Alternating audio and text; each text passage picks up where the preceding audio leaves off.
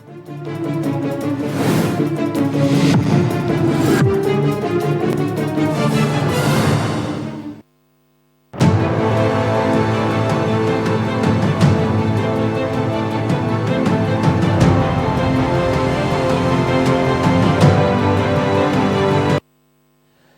कश्मीर के रण का अंतिम चरण है और इस चरण में बम्पर वोटिंग से तमाम राजनीतिक दल भी उत्साहित हैं, चुनाव आयोग भी उत्साहित होगा। 10 साल बाद चुनाव हो रहे हैं। जम्मू कश्मीर के चुनाव कई मायनों में याद किए जाएंगे। इसमें कई मुद्दे उठाए गए और इन मुद्दों के साथ साथ में जम्मू कश्मीर की आबादी ने, लोगों ने खुलकर अपनी बातें और मांगों को भी रखा है। कई मुद्दे हैं जिन पर हम बातचीत कर चुके हैं और कुछ और मुद्दे हैं जिनको आज हम उठाएंगे। एक पैनल मेरे साथ मौजूद होगा, उनसे बातचीत करें। उससे पहले जम्मू कश्मीर में आज विधानसभा चुनाव के तीसरे और अंतिम चरण के लिए जो मतदान हो रहा है उसका थोड़ा अपडेट आपको दे देते हैं। तीसरे चरण में 39.18 लाख से अधिक मतदाता और 415 उम्मीदवारों की किस्मत का फैसला कर रहे हैं। इस चरण में जम्मू कश्मीर के 7 जिलों के 40 विधानसभा क्षेत्रों में वोटिंग हो रही है, जिसमें कश्मीर रीजन में कुपवाड़ा, बारामूला और बांदीपुरा और जम्मू रीजन में जम्मू, उधमपुर, कठुआ और सांबा जिले शामिल हैं। 10 साल बाद विधानसभा चुनाव बदले हालात में हो रहे हैं क्योंकि अनुच्छेद 370 हटने के बाद इस केंद्र शासित प्रदेश में पहली बार कोई सरकार बनेगी। इस चुनाव के लिए प्रधानमंत्री नरेंद्र मोदी, लोकसभा में नेता प्रतिपक्ष राहुल गांधी समेत बीजेपी, कांग्रेस के कई दिग्गजों ने अपनी पूरी ताकत झोंक दी। बीजेपी ने जहां आतंकवाद, परिवारवाद पर कांग्रेस और नेशनल कॉन्फ्रेंस गठबंधन को घेरा, वहीं कांग्रेस और नेशनल कॉन्फ्रेंस ने बेरोजगारी, महंगाई, दरबार मूव और जम्मू कश्मीर से राज्य का दर्जा छीनने जैसे मुद्दों पर बीजेपी पर हमले किए। दशकों से आतंक के साए में रहने वाले जम्मू कश्मीर में सकुशल चुनाव कई बड़े संदेश भी दे रहा है। इस पर अपने मेहमानों के साथ चर्चा करेंगे, लेकिन उससे पहले ये रिपोर्ट।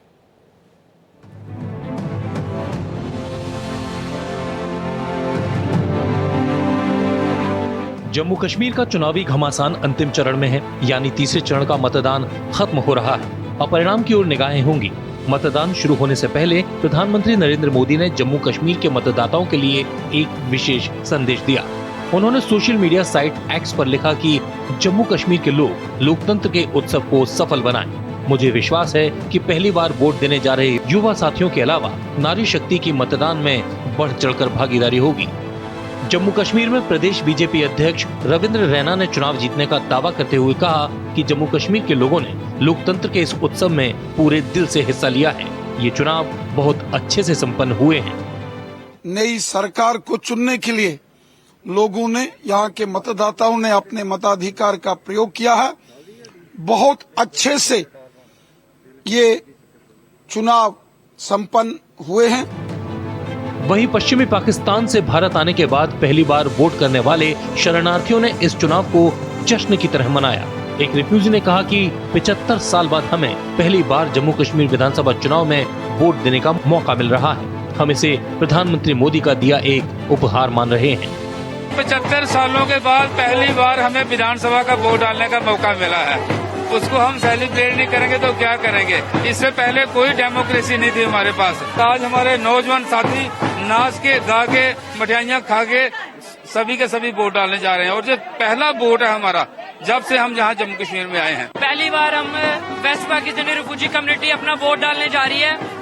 आज के पहले आज तक हमारे लोगों ने कभी भी वोट नहीं डाला और ये हमारा जो तोहफा है, ये हमारे प्रधानमंत्री श्री नरेंद्र मोदी जी ने हमें दिया है, वो उनका तोहफा आज हम सरसराकों पर रखते हुए आज हम बड़ी मात्रा में वोट डालेंगे।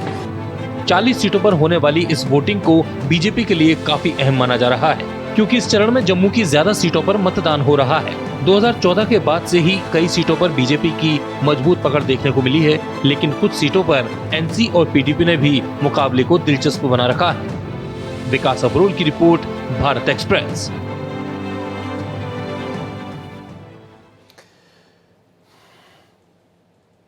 सबसे पहले पैनल का इंट्रोडक्शन आपके साथ करवा देते हैं। ऋषभ तिवारी, प्रवक्ता भारतीय जनता पार्टी, प्रोफेसर रंजीत कुमार मिश्रा, प्रवक्ता कांग्रेस, सोहेल काजमी साहब वरिष्ठ पत्रकार हैं, जम्मू कश्मीर से मेरे साथ जुड़ रहे हैं, और साथ ही साथ सूरज प्रकाश जी जो कि नेता हैं पीडीपी के, वो भी मेरे साथ जुड़ रहे हैं। आप सभी का मैं बहुत बहुत स्वागत करता हूं। सोहेल काजमी साहब, शुरुआत में आपसे करूंगा।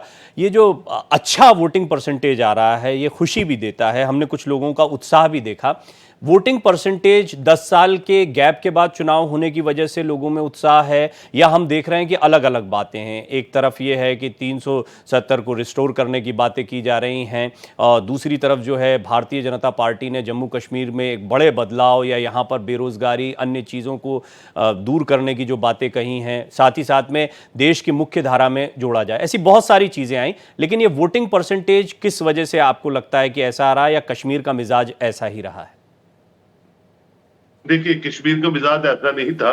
कश्मीर का मिजाज पिछले 10 सालों में जो ह्यूज इन्वेस्टमेंट कंड्यूसिव एटमॉस्फेयर के लिए पिछली सरकारों ने 10 साल में जो इन्वेस्टमेंट की, यहाँ पे जो करारा जवाब पाकिस्तान को और ऑपरेशन ऑल आउट को बिल्कुल अच्छे तरीके से जो ऑपरेट करने दिया, और जम्मू कश्मीर को रिहेबिलिटेट करने के लिए जम्मू कश्मीर के लोगों के एस्पायरेशन को देखते हुए उस फिजा को बनाया जिस फिजा में आपने फेज 1, फेज 2, फेज 3 देखा। और वो लोग जो लोग रेडिकलाइज करते थे किसी भी जात के नाम पे, इस्लाम के नाम पे, उनको कड़े हाथों लिया। जमात इस्लामिया बैन हुई, और उनके जब इंडिपेंडेंट जो कैंडिडेट्स लड़ रहे हैं इलेक्शन से, वो भी उनका भी मोड ऑफ जो ब्रेन है चेंज हो गया। वो भी मेन स्ट्रीम पॉलिटिक्स में बिलीव करना शुरू हो गए। जीतेंगे हारेंगे वो तो लोग डिसाइड करेंगे।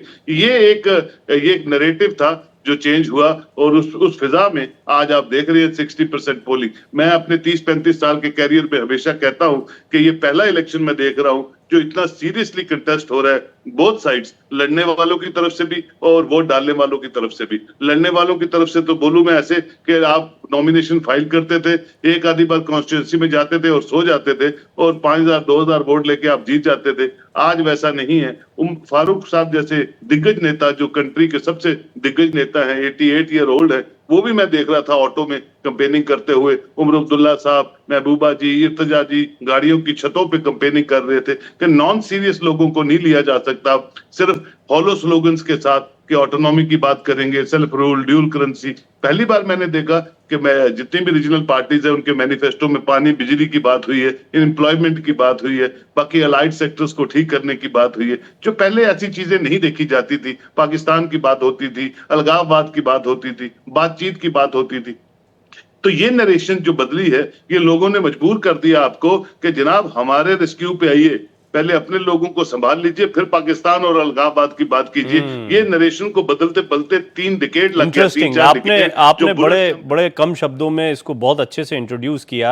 हालांकि ये 10 सालों में क्या मुझे लग रहा है कि आपका एम्फेसिस रहा कि पिछले 10 सालों में काफी बदलाव हुए हैं। ह्यूज इन्वेस्टमेंट भी आपने एक टर्म यूज करी, मैं थोड़ा डिटेल में उसको समझूंगा। लेकिन सूरज जी, 10 सालों में बहुत बदलाव हुए हैं। सोहेल काजमी साहब ने उन बातों को रखा है जिसकी वजह से आज चुनाव की धार, रफ्तार, तेवर सब कुछ बिल्कुल अलग अंदाज में दिखाई पड़ते हैं। परवीन जी नमस्कार। नमस्कार। एक तो मेरी तरफ से सब जितने भी पैनल में लोग हैं उनको नमस्कार है। देखें, ऐसा है परवीन सर कि बिल्कुल काजमी साहब ने जो कुछ भी बोला बिल्कुल सही बोला है। पिछले 10 साल में इतनी चेंजेस आई हैं, और चेंजेस के साथ एक नई चीज आई है कि लोगों में जागरूकता पैदा हुई है। वो अभी अपने वोट की वैल्यू को पहचानना शुरू किए हैं, और अब वो सही तरीके से उस वोट का इस्तेमाल कर रहे हैं। जो परसेंटेज जैसे काजमी साहब बता रहे थे आई है, एक बड़ी अजीब सी बात लग रही है कि इतना टर्नओवर। और आप मॉर्निंग के समय में देखिएगा कि 2 बजे तक इवन के 50% को क्रॉस कर चुकी थी वोटिंग। तो ये एक बिल्कुल नई बात है जो कि पिछले 10 साल में हमें देखने को मिल रहा। नहीं, इसमें आपका इशारा क्या है? अब मुझे ऐसा लग रहा है कि आप बिटवीन द लाइन कुछ चाहते हैं कि हम लोग पढ़ लें। आप खुल के बोलिए, आपको क्या लगता है कि ये वोटिंग परसेंटेज क्यों हाई आ रहा है? कोई आशंका है आपको, या आपको लग रहा है कि लोगों में उत्साह है? नहीं, ये लोगों में उत्साह है, कोई आशंका नहीं है। आशंका वाली कोई बात नहीं है। ये लोगों में उत्साह है। हर एक आदमी अपना वोट की जो वैल्यू है वो अभी समझ चुका है, और उसको कास्ट करने के लिए 10 साल के बदलाव का तो फिर श्रेय देना चाहिए भारतीय जनता पार्टी को, क्योंकि ये बदलाव जो है फिर एक तरह 370 हटना और यूनियन टेरिटरी बनाना, ये सारे बदलाव हुए, उसके बाद लोगों में एक तरीके से एक जागरूकता आई है। नहीं, देखें, ऐसा है कि बहुत सारी चीजें जो हैं वो पहले लोग जो फेस नहीं करते थे उनको अभी फेस करनी पड़ी है। बहुत सारी कुछ दिक्कतें भी आई हैं अभी इनको 370 हटाने के बाद।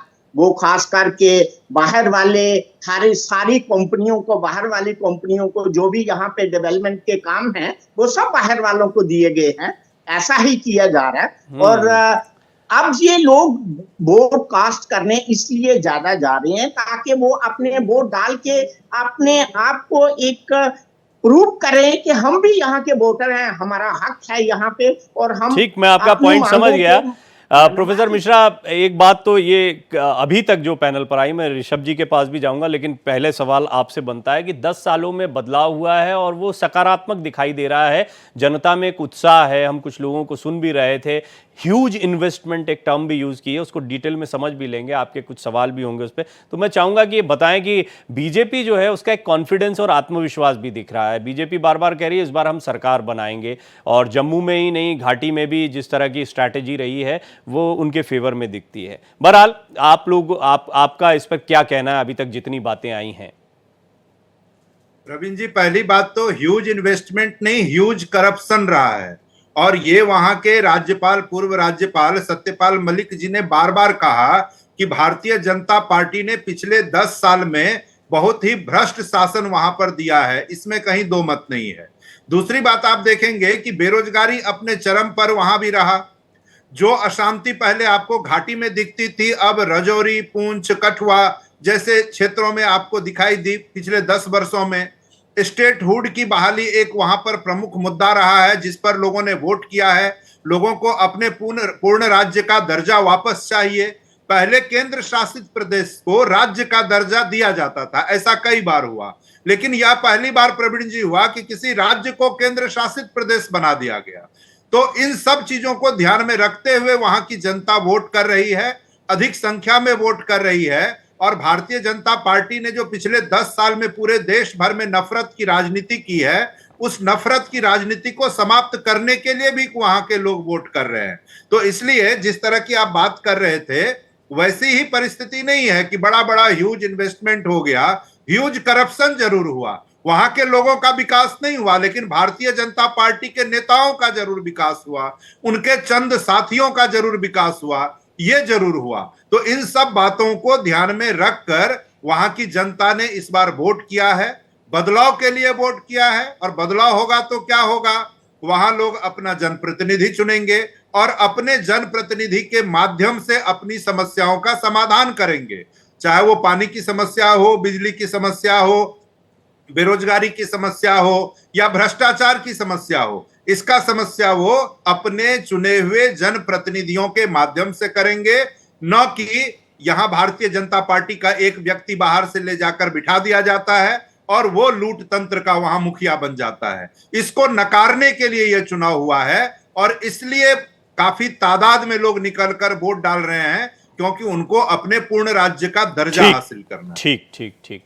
ऋषभ भाई, बताएं मुझे कि आपको क्यों लगता है कि ये जो भारी टर्नआउट हो रहा है, कई कारण प्रोफेसर मिश्रा ने तो बता दिए हैं, लेकिन आप मुझे बताएं कि ऐसा क्या हुआ जिसके बाद 10 साल में कश्मीर की जनता, एक तो गैप भी है, एक उत्साह इसलिए भी दिखता है क्योंकि बहुत समय से वेट हो रहा था, लेकिन आपके लिए सकारात्मक है या आपके प्रति ये उत्साह है, इसको कैसे बताएंगे और उसकी क्या वजह बताएंगे?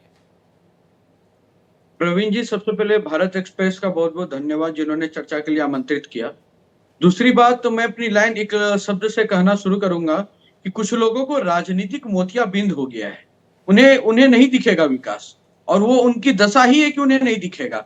यहाँ पे बेरोजगारी की बात हुई, यहाँ पे उत्साह की बात हुई, यहाँ पे इन्वेस्टमेंट की बात हुई, यहाँ पे करप्शन की बात हुई, सारे पहलुओं पे मैं एक एक करके आ रहा हूँ। बेरोजगार वो लोग बेशक हो गए हैं जिनके हाथों में पत्थर का रोजगार था, पत्थर फेंक कर जो रोजगार पाते थे वैसे लोग वहां डेफिनेटली बेरोजगार हो गए। युवाओं के लिए अवसर खुले हैं, 1,26,000 करोड़ का इन्वेस्टमेंट हुआ है, G20 का सम्मेलन हुआ है, 2 भाई बहन जाके वहां खेलते भी हैं, ये सब इस देश ने देखा है, तो हमें ज्यादा बताने की आवश्यकता नहीं है। दूसरा बात, एक विषय आता है उत्साह का। बेशक उत्साह है, उत्साह उन वोटरों के बीच है जिनको सदियों से, ये तो 10 साल चुनाव की बात कर रहे हैं सर, मैं तो सदियों की बात करना चाहूंगा। आजादी के बाद भी गुज्जर के, बकरवाल के और जो दलित के, उन लोगों को वहां पे कई समुदाय को वोट देने तक का अधिकार नहीं था। और ये स्टेटहुड पॉलिसी की बात करते हैं, वहां रह के भी वो वोट नहीं दे सकते थे। उनको उनके अधिकार से उनको परिचित कराया भारतीय जनता पार्टी की कुशल नेतृत्व की नरेंद्र मोदी जी की सरकार ने। तो इनको तो तकलीफ होगी। और एक बड़ा विषय नेता पीडीपी जो हमारे बैठे उन्होंने कहा कि फाइट करना पड़ रहा है अब्दुल्ला साहब को। बेशक जम्मू कश्मीर को कुछ परिवार के सदस्य ने अपना घर का जागीर समझ लिया था, सोचते थे हम जैसे चलाएंगे जम्मू कश्मीर वैसे चलेगा, लेकिन अब पूरी मीडिया पूरा देश वहां पे टकटकी आंख लगाए बैठा हुआ है। रिजल्ट बेशक कुछ भी होगा और भाजपा तो बिल्कुल उम्मीद के साथ है कि हम पुनः सत्ता में आ रहे हैं, वहां पे हमें कोई शक नहीं है। लेकिन एक अच्छा विषय लोकतंत्र के लिए निकला है कि जो नेता घर में बैठे रहते थे उन्हें मेहनत करना पड़ रहा है, और मेहनत इसलिए करना पड़ रहा है कि विकास की राजनीति, मजबूत की राजनीति, 370 हटने के बाद खुलेपन की राजनीति का माहौल किसी ने दिया तो भारतीय जनता पार्टी ने दिया है। और बेशक किसी को बुरा लगेगा और उस गठबंधन को भी बुरा लगेगा जिनके अंदर खुद तालमेल नहीं है। अब्दुल्ला साहब आके कहते हैं कि राहुल जी जाइए जम्मू, आप कश्मीर क्यों घुस रहे हैं? तो जब एक दूसरे के बॉर्डर में इतनी हस्तक्षेप हो, वो कहते हैं कि हम 370 वापस लाएंगे, उधर वो कहते हैं कि उनका स्टैंड क्लियर नहीं है, वो स्टेट हुड लाने की बात करते हैं। सरकार आप कहां से लाओगे? हम है सरकार में, अगर लाएंगे भी तो हम ही लाएंगे। गुमराह करना बंद कर दे देश की और राज्य की जनता को। और ये यूटी लगाना इसलिए जरूरी था कि बहुत सारी चीजों को ठीक करना भी जरूरी था, और वो ठीक हो रहे हैं। और जो हमले की बात कही गई कि जम्मू में हमले होने लग गए, पहले नहीं होते थे, तो मैं फिर से स्पष्ट करता हूं, जब सांप को निकाल के मारने का प्रयास किया जाता है तो सांप बिलबिला के फन उठाता है। तो ये इनकाउंटर हो रहा है, ये कोई हमला प्रोजित नहीं हो रहा है। तो इनकाउंटर में हमारे जवान जो शहीद हुए उनके वीरता को मैं सलाम करता हूं, और ये बंद होगा। दिया बुझने से पहले फड़फड़ा रहा है, ये आतंकवादी गतिविधियों पे विराम लगने जा रहा है। ठीक है, आपने लगभग, मुझे लगता है, जो कि आदत है ऋषभ भाई की, कि वो एक एक पॉइंट नोट कर लेते हैं और सबके जवाब दे दिए। अब थोड़ा चर्चा को आगे बढ़ाते हैं। सोहेल काज़मी साहब, आपने एक इन्वेस्टमेंट की बात कही थी, दूसरा अभी आपने गुज्जर बकरवाल दलित ये सुना, और ये मैं बहुत सुनता रहा पूरा जब से जम्मू कश्मीर का चुनाव चल रहा है। कितना इम्पैक्ट है इन मतदाताओं का? भारतीय जनता पार्टी को इनसे बड़ी अपेक्षा है, और जिस इन्वेस्टमेंट की बात कर रहे हैं उसको बदलाव के लिहाज से आप कैसे बताएंगे? दो चीज़ों को थोड़ा समझाएं आप। देखिए, गुज्जर बकरवाल को कुछ नहीं हुआ है, पहाड़ियों को स्टेटस मिला है, और पहाड़ियों को स्टेटस जो था वो लॉन्ग पेंडिंग डिमांड थी पहाड़ी रीजन की, एक बात। दूसरी बात, ओबीसी को रिजर्वेशन मिली है, और पाक जो रिफ्यूजी हैं उनको वोट डालने का हक मिला है। ये तीन चीजें हुई हैं भारतीय जनता पार्टी के कार्यकाल में। तीसरी बात यह है कि कोई आदमी भी अपने आप को डिप्राइव ना महसूस करे, जम्मू कश्मीर का शहरी होने के नाते वो बराबरी का एक जो दर्जा है वो देने में ये सक्षम रहे हैं। दूसरी बात, मैंने आपसे कहा कि ह्यूज इन्वेस्टमेंट क्या होती है? आप अपने पड़ोसी को तो बदल नहीं सकते, पाकिस्तान को बदल सकते हैं? नहीं बदल सकते। 200 पॉइंट्स पे हमारे बॉर्डर जो है, 200 से भी ज्यादा पॉइंट्स पे हमारे बॉर्डर जो है पाकिस्तान से सटते हैं, और गोलाबारी जो है कहीं ना कहीं कभी ना कभी जो है वो होती रहती है। सीज फायर वायलेशंस होती हैं, हमारे माल मवेशी मर जाते हैं, लोगों के घर जो है वो दब जाते हैं उन बम्बों में, बमबारी में। और आज आप देखिए कि पहली बार सबसे हाई वोल्टेज जो परसेंटेज है वो बॉर्डर्स पे हुई है। इतना कुछ सहने के बाद भी 77 ईयर्स से उन लोगों का मनोबल नहीं घटा है। वो चाहते हैं कि अपनी जमहूरियत को इस पर्व में खुल के अपना हिस्सेदार बने, और एक अपनी सरकार जो है जम्मू कश्मीर में बने, जो अपने लोग अपने लोगों को गवर्न करें, जैसे बाकी रियासतों में, बाकी स्टेटों में होता है कि वहां के मुख्यमंत्री चुने जाते हैं वहां की जबान के आधार पे, कल्चर के आधार पे। हमने 5 सालों में क्या खोया? 5 सालों में एक गवर्नर साहब हैं, बहुत अच्छे पॉलिटिशियन हैं, वो गाजीपुर से बिलोंग करते हैं, एक एडवाइजर है, बाकी कोई एडमिनिस्ट्रेटिव विंडो यहाँ खुली नहीं थी, सिर्फ वेट हो रहा था, आंखें टिकटिकी लगा के कि इलेक्शन कब होगी, और फाइनली भी होगी। और अब आप इसको गुस्सा बोले, कोई इसको रिटेलिएशन बोले, लेकिन जनाब जमहूरियत तभी मजबूत होती है जब जमहूरियत में पार्टिसिपेंट्स जो है वो जनता होती है। और मैंने पहले आपसे कहा कि मुझे ये इलेक्शन इतनी सीरियसली कंटेस्ट होती दिख रही है कि मुझे लगता है कि 8 अक्टूबर के बाद चाहे कांग्रेस की सरकार आए, बीजेपी की आए, जिसकी भी आए, दुआ यह है कि स्थिर सरकार आए। अगर कोलिशन भी आनी है तो स्थिर आए, ताकि जम्मू कश्मीर की उम्मीदों का इलेक्शन आए, जम्मू कश्मीर के उमंगों का इलेक्शन आए, जिसमें कोई दो राय नहीं है सोहेल साहब, क्योंकि आप वहां के बाशिंदे हैं, तो आप का एक भावनात्मक जुड़ाव भी इस चुनाव से दिखाई देता है। लेकिन मुझे थोड़ा सा ये बताइए, जिसके बाद मैं अपने पॉलिटिकल मेहमानों से भी बात करूं, कि अभी आपको जो स्थितियां दिखाई दे रही हैं, हालांकि एग्जिट पोल के दिन भी हम कुछ अंदाजे लगाएंगे, कुछ बात करेंगे, लेकिन भारतीय जनता पार्टी का ये कॉन्फिडेंस या 10 सालों का ये जो बदलाव है, ये किसके लिए आप सकारात्मक पाते हैं? 370 जैसा मुद्दा भी यहां पर उठाया, नेशनल कॉन्फ्रेंस, पीडीपी दोनों ने बड़ा पुरजोर तरीके से कहा, इसका कोई असर जमीन पर आपको दिखा? क्योंकि बहुत मुमकिन है कि सेंटिमेंट्स यानी भावनात्मक रूप से इन चीजों को किसी को समझाया, हालांकि ये बहुत अव्यवहारिक लगता है। बात ठीक कह रहे थे ऋषभ तिवारी कि जब वो हटाने की स्थिति में नहीं है फिर भी उसको घोषणा पत्र में रखा जा रहा है, बट कितना इंपैक्ट देखा आपने और भावनात्मक रूप से कौन से मुद्दे आपको जमीन पर मजबूत दिखाई दिए? खासतौर पर भारतीय जनता पार्टी के कॉन्फिडेंस के पीछे की जो वजह है उनको कितना पुख्ता मानते हैं? संभावित तौर पे जब आप सत्ता के गलियारों में होते हैं और तीसरी बार आपकी सरकार है केंद्र में, तो आपको कुछ चीजें आप स्पेकुलेट कर लेते हैं और या कुछ चीजें ओवर कॉन्फिडेंटली भी आप देखते हैं कि ये सब चीजें तो मेरे ढंग से होनी चाहिए। लेकिन इलेक्शंस का मतलब क्या होता है, चाहे पार्लियामेंट की हो या असेंबली की हो, कहीं भी हो, कि भाई सर्वप्रिय लोग होते हैं, लोगों का रुझान किस वक्त कहाँ बदल जाता है, किन मुद्दों पे किस आइडियोलॉजी चेंज हो जाती है, ये तो लोगों के डोमेन में छोड़ दीजिए और 8 अक्टूबर का वेट कीजिए। अब देखिए, मैं सुबह 6, 6:30 से लेके अभी तक 30-35 चैनलों पे, डिफरेंट चैनलों पे मैं डिबेट कर रहा हूँ। मुझे किसी भी चैनल पे एक बंदा नहीं दिखा, एक कैमरामैन नहीं दिखा जिसने किसी भी आवाम के किसी बंदे से ये पूछा हो कि आर्टिकल 370 का क्या होगा, 355 पे कोई बोला हो। किसी ने बात ही नहीं की आज तक। आवाम बात ही नहीं करती है। दे नो भैया ये चली गई चीज है, सुप्रीम कोर्ट में रिव्यू पिटीशन लगा दी, उसको भी फेंक दिया। छोड़ दो यार, आगे चलो। ये ऑटोनॉमी, ड्यूल करेंसी छोड़ो यार। ये मरकज की सरकारों का काम है पाकिस्तान को जवाब देना। यहाँ उमर अब्दुल्ला साहब या कांग्रेस का चीफ मिनिस्टर होगा या बीजेपी का, वो पाकिस्तान को जवाब नहीं देगा। जवाब देने के लिए मरकज बैठा है, जिसकी भी सरकार गवर्नमेंट ऑफ इंडिया में होगी। हमारी फॉरेन पॉलिसी बड़ी स्ट्रांग है, हमारा बाकी चीजें बड़ी स्ट्रांग है। ये लोगों को गुमराह करने के लिए यहाँ के जो पॉलिटिशियंस है वो बात करते हैं, और ये जो पैरामिलिट्री यहाँ पूरे चुनाव का प्रतिक्रिया में हिस्सेदार है, लोगों के हाथ पकड़ पकड़ के इलेक्शन कमीशन के जो एम्प्लॉइज है उनके साथ इलेक्शन को परस्यू कर रही है, ये इंडिकेशन है कि जनाब इलेक्शन कमीशन ऑफ इंडिया ने एक कोशिश की है स्वीप के प्रोग्राम से, लोगों को उनकी ताकत बताई है। पॉलिटिशियन तो आते जाते हैं, सरकारें तो आती कोई दो राय नहीं, किसी की भी सरकार आए, बट इस बात के लिए चुनाव याद रखा जाएगा कि किस शानदार तरीके से ये चुनाव हुआ है और सचमुच में एक अच्छा फील होता है। लेकिन सूरज प्रकाश जी, आप लोग तो बिल्कुल 300, अभी जो काजमी साहब ने कहा बड़ा लॉजिकल लगता भी है, लोग वहां पर इसके बारे में बात भी नहीं कर रहे, लेकिन आपको तो ऐसा लग रहा है कि 370 इसको रिस्टोर करने का वादा कर देना, जो कि संभव नहीं है आप लोगों के लिए, वही सब कुछ रहा पीडीपी और नेशनल कॉन्फ्रेंस के लिए, और कांग्रेस के लिए तो मजबूरी सी रही, ना उस पर बोल पाते हैं ना उससे दूरी बना पाते हैं। वो मैं प्रोफेसर मिश्रा से पूछूंगा, लेकिन आपके लिए तो ये सब कुछ था, यही मुद्दा या है अभी भी? नहीं, मुद्दा तो अभी भी है, ऐसी कोई बात नहीं है, लेकिन ऐसा है कि अब इलेक्शन हो चुके हैं, ये इसको बात को आगे और लंबे खींचने की तो जरूरत नहीं है, क्योंकि वो सारे मुद्दे जो रखे गए थे, हर एक पार्टी ने रखे थे, उसी के बेस के ऊपर वोटिंग लोगों ने दी है, और ये सारा कुछ पता चलेगा जब रिजल्ट आएंगे। तो आप ये कह रहे हैं कि वोट कराने तक के लिए मुद्दा था, मतलब वोट करने आ जाए इस तक के लिए मुद्दा था, उसके बाद इससे कोई ज्यादा लेना देना नहीं है? नहीं, उसके बाद वो रिजल्ट के बाद पता चलेगा ना कि कैसे कौन आता है, कैसे आप ही गए तो कैसे, मान लीजिए स्टेट में किसी की भी सरकार बन गई, स्टेट में किसी की भी सरकार बन गई, कैसे कर देंगे वो? केंद्र में सरकार चाहिए। देखें, एक पार्टी की सरकार तो यहाँ बन ही नहीं सकती, ये मैं बता देता हूँ आपको, कभी नहीं बनेगी एक पार्टी की सरकार। और लास्ट टाइम भी मैंने कहा था, फिर दोबारा आज रिपीट कर रहा हूँ कि सरकार बनाने में हम किंग मेकर होंगे, पीडीपी किंग मेकर होगी सरकार बनाने में।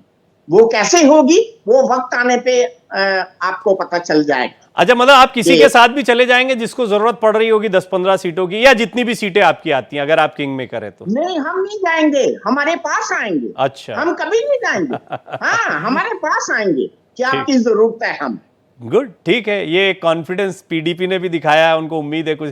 प्रोफेसर मिश्रा, आपके पास में एक तरीके से देखा जाए तो नेशनल कॉन्फ्रेंस ही आपका चेहरा है, नेशनल कॉन्फ्रेंस के बूते आप रहे हैं। हालांकि जम्मू में बीजेपी का जो मजबूत गढ़ है उसमें नेशनल कॉन्फ्रेंस ने आपको उतार रखा है, और अभी जो ऋषभ तिवारी कह रहे थे कि आपसी एक खींचतान भी देखने को मिली कि भाई श्रीनगर, इधर आप घाटी की तरफ क्यों आते हो, कश्मीर की तरफ क्यों आते हो, जम्मू की तरफ ध्यान दो।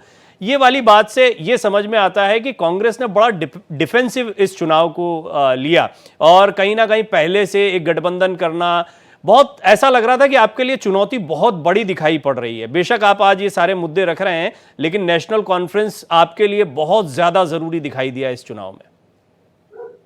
देखिए प्रवीण जी, कांग्रेस ने अभी पूरे देश भर में गठबंधन किया है और नेशनल कॉन्फ्रेंस उस गठबंधन का हिस्सा है।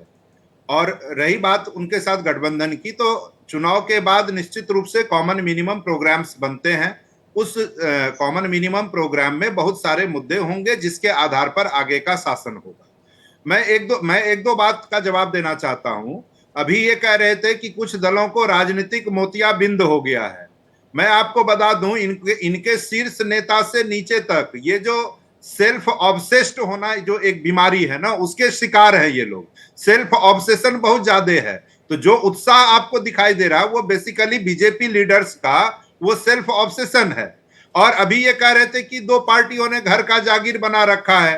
दोनों ही पार्टियों के साथ भारतीय जनता पार्टी ने वहां सरकारें चलाई है और केंद्र की सरकार भी वहां नेशनल कॉन्फ्रेंस के साथ इन्होंने प्रोफेसर मिश्रा, ये तो मैं इसलिए नहीं उठाता है मुद्दे, क्योंकि ये मुद्दे हम कई बार, जितनी बार चर्चा हुई, हर बार ये मुद्दे उड़ जाते हैं। लेकिन बड़ा अच्छी चर्चा रही और उसमें एक बड़ा अच्छा कंट्रीब्यूशन सोहेल काजमी साहब ने वहां से दिया, क्योंकि काफी चीजों को उन्होंने एक्सप्लेन किया। आपने कई बातें कही हैं, लेकिन ये वही बातें हैं जो हम बार बार एक साइकिल की तरह देख रहे हैं कि ले दे के कुछ बयान होते हैं। मैं चाहूंगा कश्मीर स्पेसिफिक, आप एलजी की बातों को, जो पूर्व एलजी थे उनकी बातों को ले लेते हैं, सत्यपाल मलिक साहब की बातों को ले लेते हैं, अन्य चीज़ों को ले लेते हैं। ये कुछ ऐसी बातें हुई जो एक तरीके से ऐसा लगता है कि कांग्रेस के पास में सेट ऑफ इश्यूज है जिसको कभी भी रख दो कश्मीर की बात करना। मैं चाहता हूं 10 साल वाली बात जो सोहेल काजमी साहब ब्रेक से पहले कह रहे थे, 10 साल में जो बदलाव हैं, जैसे कि पत्थरबाजी पर रोक लगना, जैसे कि थोड़ा सुरक्षित महसूस करना यहाँ पर, और जो आप आतंक की बात कर रहे थे, बात सही है कि आतंकी अटैक कहने के बजाय आतंकियों पर कार्रवाई जो है उसको, जैसा ऋषभ तिवारी भी कह रहे थे, वो ज़्यादा ठीक दिखाई देता है। थोड़ा मुझे बताएं कि कश्मीर में जनता कांग्रेस के लिए क्यों जाएगी? प्रवीण जी, जो मुद्दे उठे हैं उनका जवाब देना मेरा कर्तव्य है। मैं वहीं से शुरू करूंगा जहां आपने रोका था। अभी ऋषभ भाई कह रहे थे कि वहां घर का जागीर बना लिया इन लोगों ने। तो मैंने यही सवाल आपसे कहा कि भाई पीडीपी और एनसीपी दोनों ऐसे राजनीतिक दल हैं जिनके साथ भारतीय जनता पार्टी ने सरकार चलाई, राज्य में भी सरकार चलाई, केंद्र में भी सरकार चलाई। और उस समय वो बहुत अच्छे होते हैं जब Bharatiya Janata party national conference के साथ अलायंस करती है और बीजेपी पीडीपी के साथ करती है। लेकिन इनका व्यवहार बदल जाता है जब वो विपक्ष में होते हैं, तब वो आतंकवादी हो जाते हैं, तब वो अलग अलग तरीके के ये उपाधि उनको देने लगते हैं। दूसरी बात, इन्होंने चर्चा की गुर्जर बकरवाल को। यद्यपि सोहेल काजमी साहब ने इनको समझा दिया कि भाई गुर्जर बकरवाल ये जो सुनते हो तो सुनकर कोई जजमेंट मत करो, उनको कुछ नहीं मिला है तो गलत बयानी नेशनल मीडिया पे आके न करें। तीसरी बात मैं ये कह रहा हूं कि ये कह रहे हैं कि केवल उस पर कार्रवाई हो रही है। अरे भाई, अपने कैप्टन स्तर के लोगों से लेकर और कितने जवान शहीद हो गए इन घटनाओं में। और जो घटनाएं पहले घाटी में होती थी वो जम्मू में, पूंछ में, रजौरी में, कठुआ में, उधमपुर में लगातार वो वारदात हो रही है। तो कैसे इन्होंने आतंकवाद पर काबू पा लिया, ये जरा बता दें। दूसरी बात कि प्रवीण जी, यहां चर्चा हुई बीजेपी के कॉन्फिडेंस की। अरे भाई, बीजेपी का अगर कॉन्फिडेंस होता तो क्या लोकसभा में घाटी में एक भी चुनाव वो लड़ने का साहस नहीं कर पाते? क्यों नहीं लड़ा एक भी सीट इन्होंने कश्मीर में? और दूसरी बात कि अभी भी 28 सीट ऐसी है जो ये नहीं लड़ पा रहे हैं, इनको उम्मीदवार नहीं मिला वहां। तो किस कॉन्फिडेंस की बात करते हैं जहां पर आप 28 उम्मीदवार आपको नहीं मिल सके, 28 सीटों पर आप चुनाव नहीं लड़ सके, आप कॉन्फिडेंस की बात करते हैं। ठीक है, मुझे ये सवाल मेरे जहन में था भी, ये सब सवाल मेरे। प्रवीण जी 10 सेकंड में मैं अपनी बात पूरी करूं। जी, पूरी करें। तो ये सब क्या है? ये भाजपा का दोहरा रवैया है, उनकी आत्ममुग्धता है और उनको लगता है कि सिस्टम का दुरुपयोग करके फिर वो 3-5 कर लेंगे। भाई साहब, इस बार वहां कोई दाल नहीं गलने वाली है। इस बार वहां कांग्रेस और नेशनल कॉन्फ्रेंस की सरकार बनेगी। ये तो एक तरीके से जेनरिक कमेंट हो गया। फैक्चुअली आपने एक बात रखी है वो बहुत महत्व की है। ऋषभ तिवारी जी, मुझे ये बताइए, आपकी जम्मू पर आप लोगों का फोकस, जनरली हम जितना जानते हैं, हम जानते हैं कि जम्मू में आपकी ज़मीन ठीक रही है, जम्मू पर ज़्यादा फोकस होता है, घाटी में कोशिश कर रहे हैं, स्ट्रैटेजिकली देख रहे हैं, निर्दलीयों के भरोसे भी रहेंगे, और भी कई ऐसी चीज़ें होती रहीं इस बार के चुनाव में जिनको लेकर काफ़ी काफ़ी चर्चा होती रही, डिटेल में मैं नहीं जाऊंगा, लेकिन घाटी बनाम जम्मू की जब भी बात आती है तो ऐसा लगता है कि भारतीय जनता पार्टी जम्मू तक सीमित है। जी, मैं इसको सिरे से नकारता हूं, पहली बात सर, क्योंकि ऐसा बिल्कुल नहीं है। इस बार जब घाटी में डीडीसी का इलेक्शन हुआ था, तो मेरे साथ के मित्र मेरे साथ युवा मोर्चा में काम कर रहे, मैं राष्ट्र कार्य समिति कोर कमेटी मेंबर था स्टडी सर्किल का, और वो राष्ट्रीय उपाध्यक्ष थे एजाज, इंजीनियर एजाज, जो अभी लाल चौक से विधानसभा के प्रत्याशी भी हैं, चुनाव लड़ रहे हैं विधानसभा के। उन्होंने डीडीसी जीता है, मेरे मित्र हैं वो, और वो घाटी से ही आते हैं। तो इस तरह कह देना कि हमारा बिल्कुल, जो हमारे कांग्रेस के प्रोफेसर साहब कह रहे हैं कि ये इनको प्रत्याशी नहीं मिल रहा, ये चुनाव नहीं लड़ रहे, ये सरासर गलत है। डेफिनेटली हमारा जनाधार मजबूत होते जा रहा है, लेकिन एक प्रश्न मैं जरूर पूछना चाहूंगा, हमें तो घाटी में क्या मिल रहा नहीं मिल रहा, हम तो इम्प्रूव कर रहे हैं, कहीं भी हम जा रहे हैं इम्प्रूव कर रहे हैं। आप तो बड़े पुराने पार्टी थे साहब, आपको पूरे यूपी में क्या 7-8 सीट पे लड़ने का मौका क्यों मिला? पूरे यूपी में लड़ जाते अकेले दम पे। आप तो बड़े पुराने थे साहब, आप क्यों बिहार में भी कम सीट पे लड़े?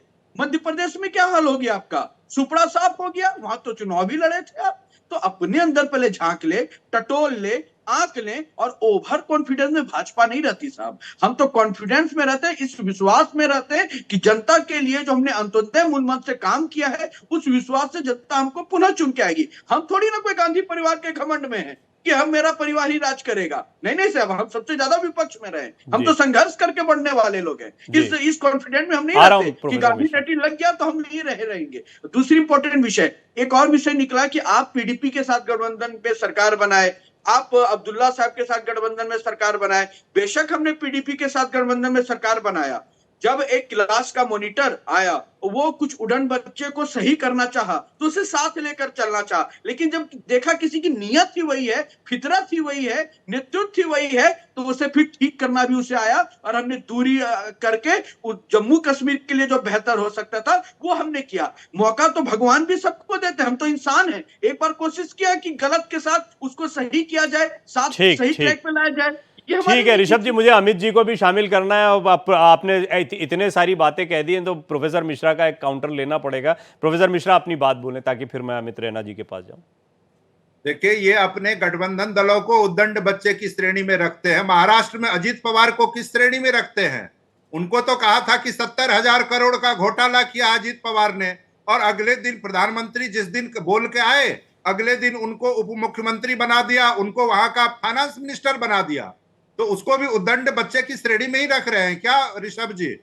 हमें पता है उदंड कौन है, और हमें पता है कि साथ चलने वाला कौन है। दूसरी बात, एक बात आप जरूर मुझे स्पष्ट कर दें कि कांग्रेस को गाली दे रहे हैं संजय सिंह जी हरियाणा में, ठीक है, वो संजय सिंह जी कह रहे हैं कांग्रेस भ्रष्ट है, और दिल्ली में आप लोग गले मिल रहे हैं। तो ये कैसा ठगबंधन है जो कांग्रेस हरियाणा में एक दूसरे को भ्रष्ट बताते हैं और दिल्ली में एक दूसरे के साथ गले मिलते हैं? तो भ्रष्टाचारियों का जमावड़ा कब खत्म करेंगे? जनता तो खत्म ठीक है, ये तो अब आप दोनों, ठीक है प्रोफेसर मिश्रा, आप दोनों अगर ऐसे करते रहेंगे तो ये तो चर्चा चलती रहेगी और मुद्दे से भटक जाएंगे हम लोग।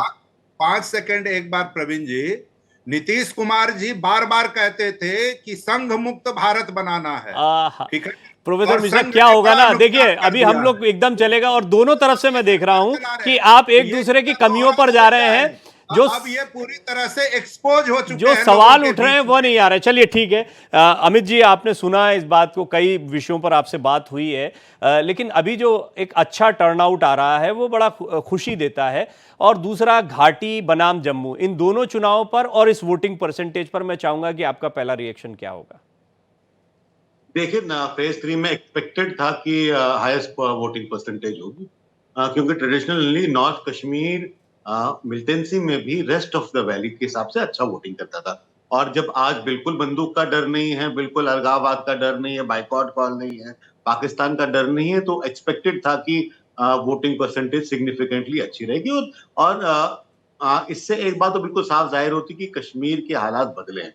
अब कोई इसको किस तरीके से ले वो उसके अपने तक है, मगर एक बात तो बिल्कुल जाहिर होती है कि कश्मीर के हालात बदले, क्योंकि हमने 1996 से 2019 तक के इलेक्शन देखे और हमने देखा वोटिंग परसेंटेज क्या रहती है। हमने ये भी देखा है कि 5-5 हजार 4-4 हजार वोटों पे एक एमएलए बन जाता। तो इसलिए सरकार किसकी आती है वो तो लोग तय करेंगे, वो वोटर तय करेंगे।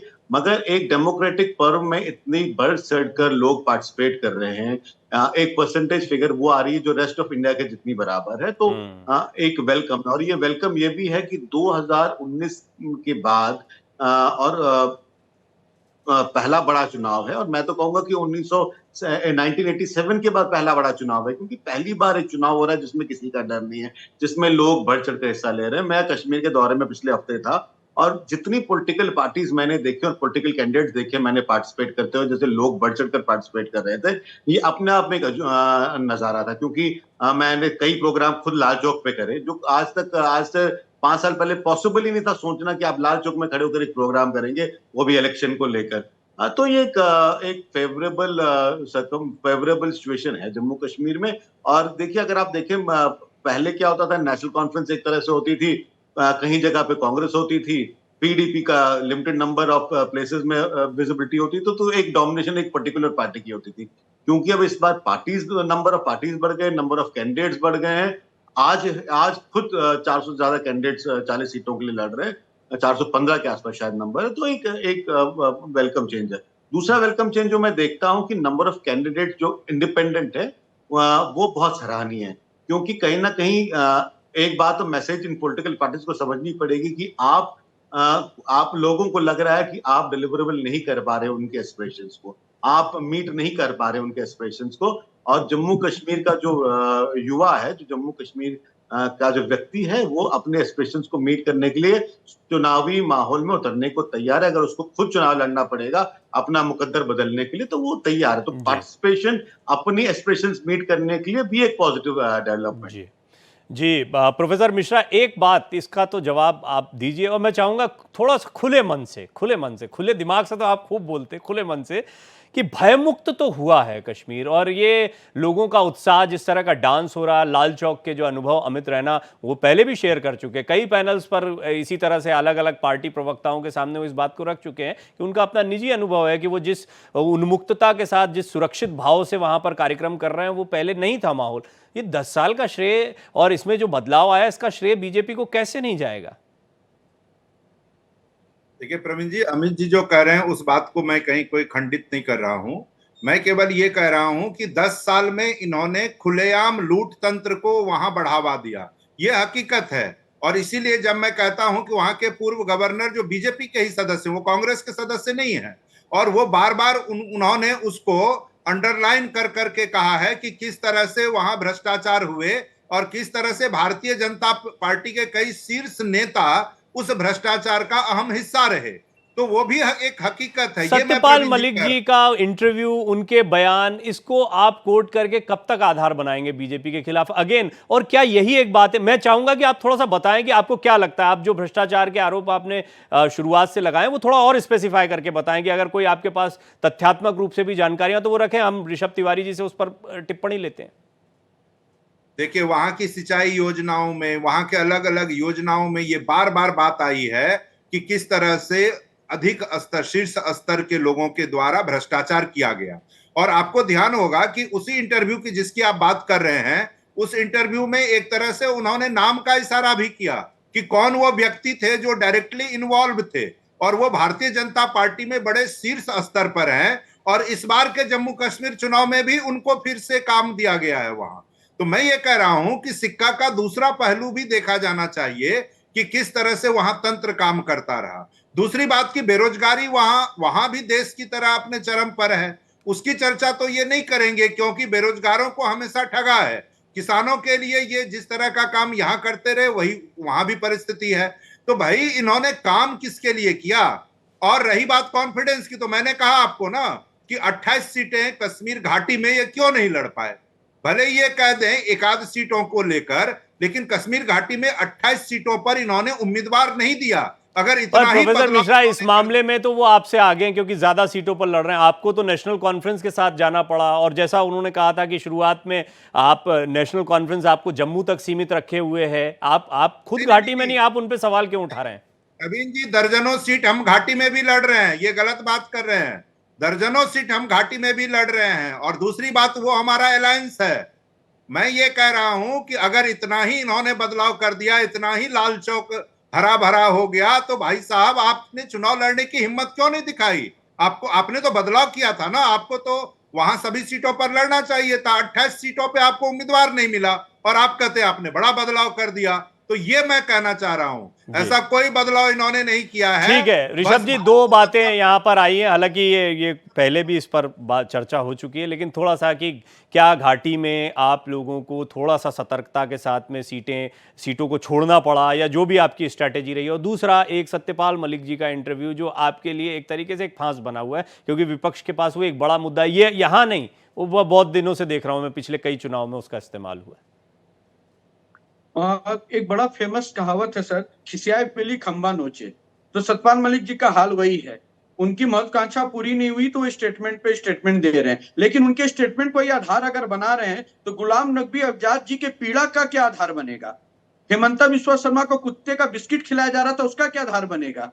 जिस पार्टी के अंदर उनके ही नेता टूटते जा रहे हैं, राधिका खेड़ा जी के साथ जो छत्तीसगढ़ में व्यवहार हुआ और वो जो बड़ा भ्रष्टाचार निकाल कर लेकर आई, उसका क्या आधार बनेगा? तो अगर हम स्टेटमेंट पकड़ने बैठ जाएंगे तो खैर कांग्रेस के प्रवक्ता को सीट छोड़ के भागना पड़ जाएगा, लेकिन अभी मुद्दे भटक जाएंगे। मैं जम्मू कश्मीर पे ही आता हूं सर, मैं उस पर ही आप फोकस करके आपको जवाब दे रहा हूं। जहां तक घाटी का विषय है, मैंने आपको पहले भी कहा, घाटी में हम चुनाव मजबूती से लड़ रहे हैं। बेशक कुछ सीटों पे हम चुनाव नहीं लड़ रहे हैं, लेकिन ओवरऑल जम्मू कश्मीर में कांग्रेस से ज्यादा मजबूती से लड़ रहे हैं। तो इनको वो समझना चाहिए कि हम किसी के गोद में जाके नहीं बैठ जाते, और कितना भी हमारे कोई कुछ बोल दे समझौता नहीं कर लेते। अपने आप को बड़े पार्टी कहने वाले छोटे पार्टी के पीछे घूमते नजर आते हैं, तो ये उनको समझना चाहिए।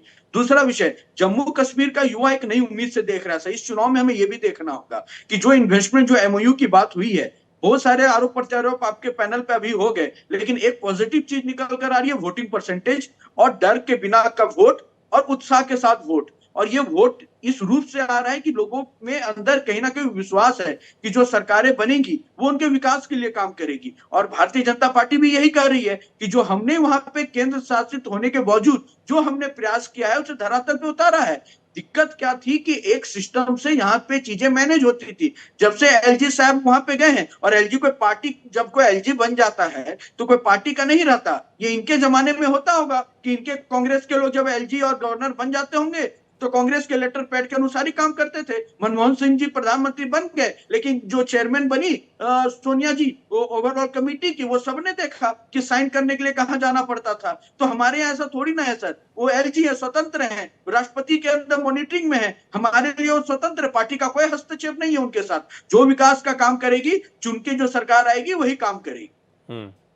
जी, आप कुछ बोलना चाह रहे थे रंजीत जी? प्रवीण जी, अभी ये नेताओं के साथ ट्रीटमेंट की बात कर रहे थे।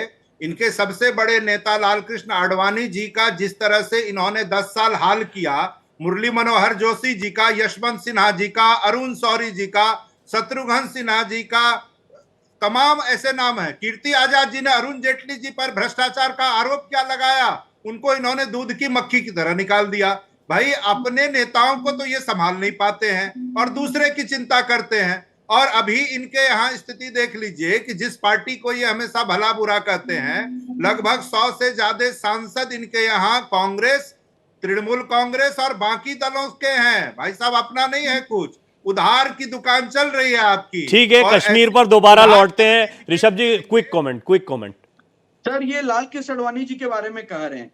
लाल कृष्ण आडवाणी जी भाजपा छोड़ के कांग्रेस में चले गए क्या लाल कृष्ण आडवाणी जी? अरे, हमारे ये संस्कार हैं कि जब कोई इंसान, हमारे बुजुर्ग, हमारे मार्गदर्शक, हमारे पिता तुल्य अगर अस्वस्थ हो जाते हैं तो हमें उन्हें जबरदस्ती मुंह जोगने के लिए काम पे नहीं भेजते, उनकी सेवा करते हैं, उनके मार्गदर्शन लेते हैं। और हर समय मोदी जी उनके, ठीक है, ये तो हम अलग ही दिशा में चले जाएंगे, पर फिर भी मैं चाहता था, क्योंकि आप लोग एक विषय पर आ गए, पार्टी प्रवक्ता हैं, तो आपके विषय रहे। अमित जी, आप जो कहना चाहते हैं वो तो कहिएगा, लेकिन मुझे थोड़ा सा ये भी बताइए, ताकि हम कश्मीर पर दोबारा लौटें, कि आप जब जा रहे हैं जमीन पर और लोगों से बात कर रहे हैं, तो ये ठीक है कि एक अच्छा माहौल हो गया, लोगों में उत्साह है, भय का माहौल नहीं है, ये सारी चीजें ठीक है, लेकिन लोगों के जहन में क्या है? मतलब चाहे वो घाटी की बात करें खासतौर पर या जम्मू की बात करें, वो इसका क्रेडिट किसको देते हैं और उनके दिमाग में क्या चल रहा है, ये मैं जानना चाहता हूं। बाकी जो आप कहना चाहते हैं वो भी कहिए। नहीं, देखिए, इसका क्रेडिट तो एक पर्टिकुलर पार्टी को जाता है, प्रधानमंत्री मोदी को जाता है कि जम्मू में आज जम्मू कश्मीर में जो आज हालात हैं उसको लेकर जो सुधार हुआ है on on peace front, on security front, उसको एक वो प्रधानमंत्री को श्रेय जाता है। इसके अलावा देखिए जम्मू कश्मीर में करप्शन पहले भी था, जम्मू कश्मीर में करप्शन आज भी है और वो जम्मू कश्मीर की प्रॉब्लम है। अब वो सरकार किसी की भी आए, करप्शन कंटिन्यू रहेगा जम्मू कश्मीर में, उसको लेकर ज्यादा काम नहीं हुआ। अब उसके कारण मल्टीपल हैं, जो आपकी ब्यूरोक्रेसी है वो वही की वही रह गई है। आज ब्यूरोक्रेसी के पास पावर्स हैं जिसपे कोई चेक और कंट्रोल नहीं है, चेक्स एंड बैलेंसेस नहीं है, तो पॉलिटिकल पार्टी आके कहीं ना कहीं वो बैलेंस करती है। ब्यूरोक्रेसी अनअकाउंटेबल हो चुकी है क्योंकि वो अपने आप को नॉट आंसरेबल टू पब्लिक समझती है और इसलिए शायद कहीं ना कहीं इलेक्शन की आवश्यकता पड़ जाती है। आज 875 कैंडिडेट इस इलेक्शंस में पार्टिसिपेट कर रहे थे और कारण यही था जो आपके अभी कार्यक्रम में चल रहा था कि दोनों नेता पिछले 40 मिनट से विजन क्या है जम्मू कश्मीर की तरक्की के लिए नहीं बता सकते। आपने एक दूसरे पे आरोप लगा लिए, प्रति आरोप लगा लिए, मगर जम्मू कश्मीर के का विजन क्या है? आप कहते हैं हम नौकरियां देंगे तो कैसे देंगे, अगर आप कहते हैं कि हम करप्शन कम करेंगे तो कैसे करेंगे, उसको लेकर विजन नहीं है और ये एक बड़ा चिंता का विषय और इसी कारण इतने सारे लोग आज इलेक्शन लड़ रहे हैं। मैं जिसको अगेन पॉजिटिव साइन मानता हूं, बट कहीं ना कहीं मैं एक वार्निंग भी मानता हूं इन पॉलिटिकल पार्टीज के लिए जो कॉन्ट्रडिक्शन में आई हुई। अब देखिए नेशनल कॉन्फ्रेंस का सबसे बड़ा मुद्दा इस समय चल रहा है कि हम 370 वापस लाएंगे, 35 से वापस लाएंगे। तो एक आम व्यक्ति को भी पता है कि एक यूनियन टेरिटरी की असेंबली 370 वापस ला ही नहीं सकते। अगर वो स्टेट की असेंबली होती तो भी नहीं ला पाती, मगर फिर भी एक बड़ा वादा है। तो आपने लोगों को मूर्ख समझने का जो निरंतर प्रयास किया वो शायद दिन चले गए। अगर आप बात डेवलपमेंट की करते, 3,000 रुपए आप देने की बात कर रहे हैं या 1800 इनफैक्ट मैं आपका इसलिए भी शुक्रगुजार हूं कि मैं बड़ी देर से इस मुद्दे पर, ये एक सवाल मेरे जहन में बड़ी देर से चल रहा है, लेकिन वहां पर वो यही होता है कि इनकी कमियां। ऋषभ तिवारी जी, पहले आप मुझे बताएं कि कश्मीर को कैसे बदलना चाहिए। मैं आ रहा हूं प्रोफेसर मिश्रा, यही सवाल आपसे, पर मैं चाहूंगा इस पर फोकस होकर थोड़ी सी बात हो कि कश्मीर को कैसे बदलेंगे, उनकी एस्पिरेशंस को कैसा पूरा करेंगे, भरोसा कैसे बढ़ाएंगे? सर, कश्मीर को हम एक भारत श्रेष्ठ भारत की नीतियों से बदलेंगे। दिल्ली का कल्चर कश्मीर में दिखे, कश्मीर का कल्चर दिल्ली में दिखे। दिल्ली के लोग जाके कश्मीर में व्यापार करके वहां की अर्थव्यवस्था को मजबूत करें, कश्मीर के युवाओं के लिए भी पूरे अवसर खुले, वो भी अपने वहां पे उद्योग लगाएं, लोगों का स्वागत करें, टूरिज्म फिर से बढ़े। जो एमओयू साइन हुए हैं, जो 1 लाख से ऊपर के इन्वेस्टमेंट की बात कही गई है, वो इंप्लीमेंट हो, वहां के कॉलेजेस की संख्या बढ़े, भय मुक्त एजुकेशन हो, भय मुक्त स्वास्थ्य सुविधाएं हो, भय मुक्त महिलाओं के लिए सशक्तिकरण हो, किसानों के लिए ग्रीन कार्ड सॉल्यूशन वहां पे डेवलप हो, जो पेंशन की बात है जो हमने इंप्लीमेंट करने की कही है वो भी हम कर सके। तो इस सारे स्वरूप से जो कश्मीर स्वर्ग कहा जाता था, जो कश्मीर स्वर्ग है, उसे स्वरूप बनाकर हम वहां पे काम करें। Ultra vision, special economic zone, special IT hub और कश्मीर पत्थर का नहीं, पेन पकड़ने वाला, कलम पकड़ने वाला कश्मीर बने। इन विजनों के साथ हम आगे बढ़ना चाहते हैं और हमारे निवेदन भी होगा, जो पार्टी चुनकर नहीं भी आए वो भी सुझाव दें और मिलकर कश्मीर को मजबूत करें, जम्मू को मजबूत करें। जी प्रोफेसर मिश्रा, आपका यानी कांग्रेस का विजन क्या है? वो नेशनल कॉन्फ्रेंस का विजन तो हमें पता है और वो विजन उस पर आप लोगों को लाना भी नहीं चाहता मैं चर्चा में, लेकिन कांग्रेस का अपना विजन क्या है? क्या कॉमन मिनिमम प्रोग्राम सोच रहे हैं आप? देखिए प्रवीण जी, पहले तो मैं अमित जी की बात पर आपको बताना चाहता हूं कि इससे पहले एक सुशील पंडित जी का मैं प्रोग्राम में हिस्सा था। उन्होंने साफ ये बताया था कि कश्मीरी पंडितों को किस तरह भारतीय जनता पार्टी ने धोखा दिया है। ठीक है, तो उस पर मैं नहीं जाना चाहता हूं। देखिए, जहां तक कांग्रेस की विजन का सवाल है, वहां हमने बेरोजगारी पर लड़ाई लड़ी, हमने वहां महंगाई पर लड़ाई लड़ी, हमने कहा कि हम किस तरह से रोजगार सृजन करेंगे, वहां किस तरह से फसलों को समर्थन मूल्य देंगे, सेब के समर्थन मूल्य पर हमने बात की, हमने शिक्षा पर बात की। तो हम शिक्षा, स्वास्थ्य जैसे बुनियादी मुद्दों पर वहां बात कर रहे हैं, वहां और कोई बात नहीं हो रही है। वहां बेरोजगारों को कैसे रोजगार मिले, इसके लिए कांग्रेस पार्टी काम कर रही है, उसके लिए बात कर रही है। तो हमारा बिल्कुल मैनिफेस्टो में क्लियर कट हमने उन मुद्दों को रखा है जम्मू कश्मीर के लोगों के सामने, और हमने ये आग्रह किया कि उन मुद्दों के ऊपर आप वोट करें और फिर देखें कि जम्मू कश्मीर का विकास कैसे होता है और इस लूट तंत्र का अंत कैसे होता है। वो भी कांग्रेस पार्टी ही करेगी और पूर्ण राज्य का दर्जा भी जम्मू कश्मीर को कांग्रेस पार्टी ही दिलवाएगी। जी अमित जी, मुझे ये बताइए आप कि आप क्योंकि वहां पर चुनाव को बड़ा क्लोजली ऑब्जर्व कर रहे हैं, वहां विजिट भी आपकी हो रही है, इस समय सियासी समीकरण, एक तो प्री पोल अलायंस हो ही गया नेशनल कॉन्फ्रेंस कांग्रेस का, फिर देखते हैं कि अभी किसकी क्या सीटें आती। पीडीपी जो है उसका बड़ा हम किंग मेकर बनेंगे, यहां तक आ गए हैं अब। वो पहले तो ये थे कि हम बनाएंगे, लेकिन अब वो लेफ्ट आउट टाइप के हो गए एकदम कोने में। उनकी कितनी सीटें आती, दहाई के अंक में जाते नहीं जाते, ये भी एक चुनौती रहेगी उनके लिए। बीजेपी को भी ऐसा लगता है कि चाहे वो घाटी में जो निर्दलीय लड़ रहे हैं या और भी कुछ समीकरण हो, तो उस पर देखना। हालांकि बीजेपी का कॉन्फिडेंस है कि अपने दम पर वो बहुमत लाएंगे, कुछ थोड़ी बहुत जरूर। क्या कॉम्बिनेशन बन सकते हैं वो थोड़ा सा मैं चाहूंगा कि चलते चलते दर्शकों को बताएं। बाकी देखिए, तो भारतीय जनता पार्टी और कांग्रेस दोनों अपने दम पे सरकार बना नहीं सकते। वो इतनी सीटें लड़ ही नहीं रहे हैं कि वो अपने दम पे सरकार बने। ये तो बात तो साफ जाहिर है कि जो भी सरकार आएगी कोलिशन की सरकार आएगी। अब इसमें इंडिपेंडेंट्स कितना बड़ा रोल प्ले करते हैं ये देखना पड़ेगा, क्योंकि इंडिपेंडेंट्स इस बार भारी तादाद में और काफी जगह पे पावरफुल और स्ट्रांग भी हैं। और 10 से 12 अगर इंडिपेंडेंट जम्मू कश्मीर में आते हैं, जो लग भी रहा है कि 10 से 12 इंडिपेंडेंट्स आते हैं, तो कहीं ना कहीं एक रोल प्ले करेंगे। आज के समीकरण के हिसाब से अगर मैं देखूं, देखिए मैं फिर कोई भविष्यवाणी नहीं कर रहा हूं। अगर आज के समीकरण और आज से इलेक्शन शुरू होने से पहले भी जो मेरे को समीकरण समझ आ रहा था, जिस हिसाब से इलेक्शन की वोटिंग हुई है, मुझे एक ही सरकार बनते हुए दिख रही है, वो नेशनल कॉन्फ्रेंस और बीजेपी की है, और या फिर कोई सरकार नहीं बनेगी। मगर एक बात बिल्कुल तय है कि इसमें इंडिपेंडेंट्स काफी बड़ा रोल प्ले करने वाले हैं। बस एक चलते चलते फटाफट एक टिप्पणी कि इंडिपेंडेंट ऐसे कितने आपको दिखाई देते हैं जो बीजेपी समर्थित या सपोर्टेड हैं अपरोक्ष रूप से? नहीं, देखिए ये तो बिल्कुल साफ है कि अधिकतर इंडिपेंडेंट जो जम्मू कश्मीर, खासकर कश्मीर वैली में है, खासकर इंजीनियर राशिद द्वारा सपोर्टेड इंडिपेंडेंट है, जमात इस्लामी द्वारा सपोर्टेड इंडिपेंडेंट, उन पे कहीं ना कहीं आशीर्वाद है पावरफुल सिस्टम का। नहीं तो इंजीनियर बहुत बढ़िया। मैं जो चाह रहा था वो आपने दर्शकों के सामने एक तस्वीर रखी, क्योंकि अब वो दिन दूर नहीं है जब हमको इस पर चर्चा करनी होगी, तो वो समझ लें कि घाटी जम्मू किस तरह के स्ट्रैटेजिकल चुनाव हो रहे हैं। बाकी प्रोफेसर मिश्रा ने और ऋषभ तिवारी जी ने अपनी अपनी बातों को रखा और ये बताया कि उनका विजन क्या है, किस तरीके से यहाँ पे पॉलिटिकल फाइट चल रही है। तो मुझे पूरी उम्मीद है कि अब आने वाले दिनों में इस पर और बातचीत होगी। हरियाणा की वोटिंग होना और उसके बाद तो फिर फाइनल डे आ जाएगा, पता लग जाएगा। अमित रैना जी, आपका बहुत बहुत धन्यवाद इन पूरी बातचीत के लिए। ऋषभ तिवारी जी, आपका बहुत बहुत धन्यवाद। प्रोफेसर मिश्रा, आपका भी बहुत बहुत धन्यवाद, आप चर्चा में जुड़े। 5 की पड़ताल में इतना ही। खबरें जारी।